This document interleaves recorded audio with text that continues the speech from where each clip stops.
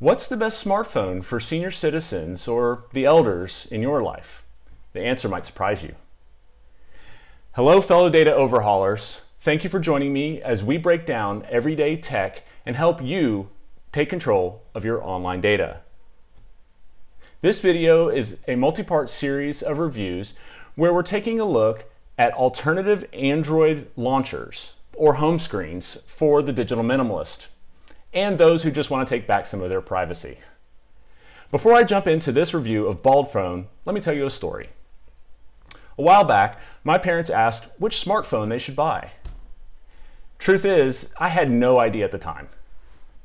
I did a lot of research and found some purpose-built devices specifically designed for senior citizens, and others that were really good user experiences but would break the bank.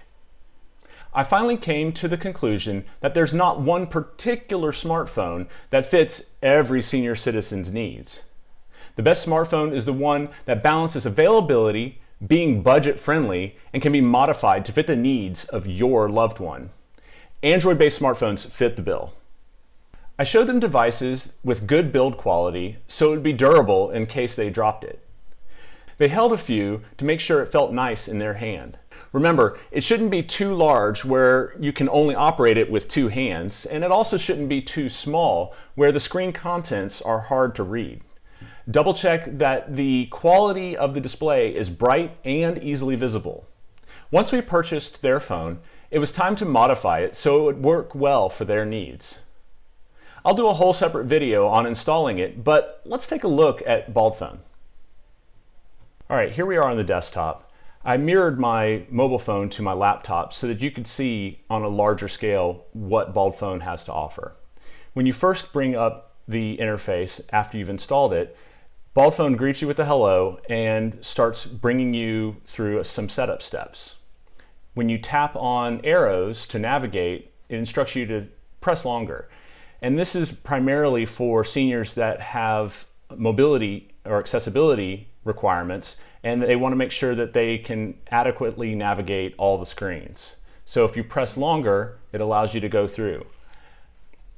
There's three different levels here: high, medium, and regular. Both the high and the medium navigate via arrows. They also scroll via arrows. I'm going to choose regular to allow for swiping, and you'll notice that the arrows have disappeared. We go to the next page, and out of the box, BaldPhone offers a keyboard which has large letter tap areas, and this gives, again, additional accessibility for the senior citizen. I'm going to skip that step. And then one last thing, we need to make sure that BaldPhone is the home screen or launcher for Android, so that every time we tap on the home button, we're brought back to BaldPhone. So I'll go ahead and click on Set as Home Screen, and we'll say Always. Okay, BaldPhone is divided into panels, and this is the first or primary panel that you always get dropped into. The next one over to the left would be Settings and some video tutorials, and then some notes, whether that's written or spoken. Okay? Every time you swipe, or in the case that you're using arrows, you move between the panels, the top row always remains present. This features an SOS to call a loved one or emergency services, battery, flashlight, the ability to switch the ringer on or off, and see your notifications. I recommend first setting all the permissions that BaldPhone requires. So very first step is we need to go into Settings and go ahead and swipe down or scroll down, and we want to go ahead and hit the Grant All Permissions option. We're going to walk through all the permissions that are required and go ahead and say Allow. This is going to make using BaldPhone so much easier. We're going to need to hop in and out several times to permit all the permissions that are required. Normally, I would recommend against blindly allowing all permissions, but in the case of setting up an Android phone for an elder, it is far more easy to go ahead and make sure the experience is great out of the box. Okay, now that we've added all of the permissions required, let's take a look at the SOS option. Here you can add contacts. You can tap or click to add contacts from the address book, or also dial emergency services.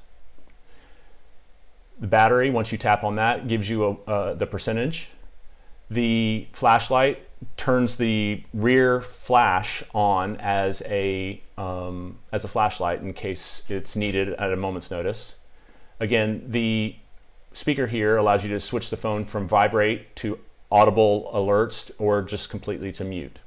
Notifications, this gives you the list of notifications that would come up, whether it's from text messages or any other system messages. The first row here deals with phone calls, whether it's the recent phone history, going ahead and tapping to make a phone call, or accessing contacts. Second row here is for messaging, mainly text messaging. So WhatsApp being the most popular messaging service, you can have quick access to that, or standard SMS. The Google Assistant is also prominently displayed here. The next row down here provides the photos or videos, or the ability to take photos and videos through the camera app. And finally, the bottom row here provides a pill reminder, which is a very handy feature, and alarms, whether that's a daily alarm for waking up, or if it's a timer for perhaps cooking. Going back to the settings that we visited briefly earlier, you have the ability to set various connection items, whether that's Bluetooth or Wi-Fi. Accessibility, when you come back in here, allows you to set further accessibility items, dominant hand, the ability to change the levels of tapping, and of course some keyboard and font size adjustments. Personal display, again, allows you to deal with font sizes and brightness, as well as themes. The home screen allows you to further edit how the home screen functions for the senior.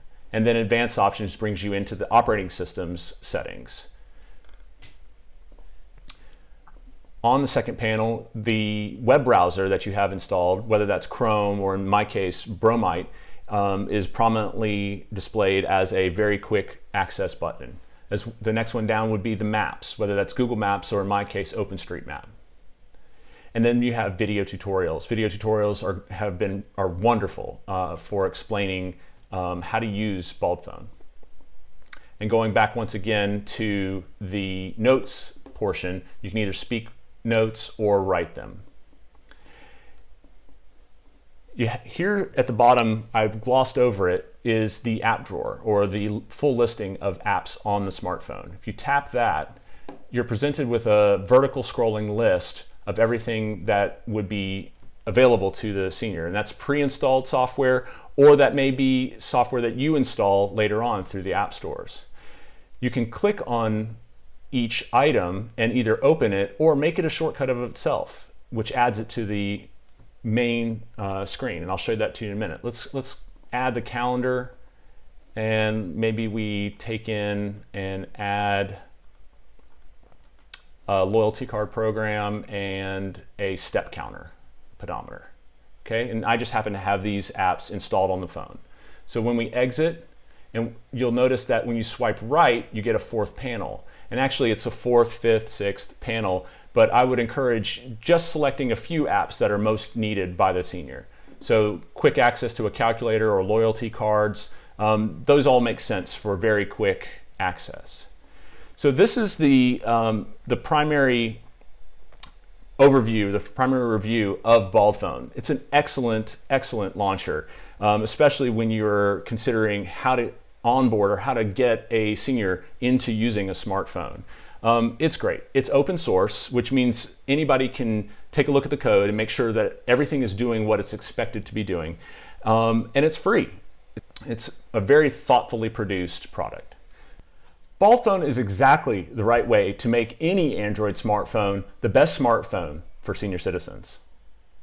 For more information, please visit baldphone.com and be sure to donate to the project.